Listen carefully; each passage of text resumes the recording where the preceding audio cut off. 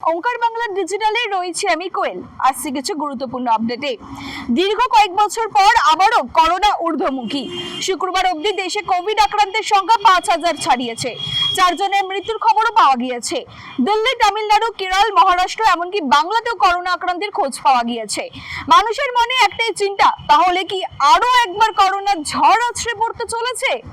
তবে চিকিৎসকদের মতে করোনার এই ভাইরাস আতঙ্ক ছড়াতে পারবে না। প্রত্যেক বছরের মতো এবারও ঈদ উপলক্ষে শনিবার কলকাতার ঐতিহাসিক রেড রোডে অনুষ্ঠিত হলো ঈদের নামাজ।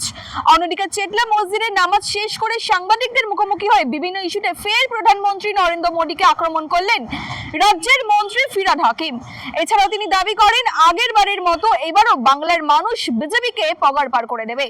ফিরহাদ জানান, বাংলার মানুষ মমতা বন্দ্যোপাধ্যায়ের সাথে আছে। এরকম বিভিন্ন ধরনের আপডেট পেতে হলে অবশ্যই চোখ রাখবেন ওঙ্কার বাংলার ডিজিটালে।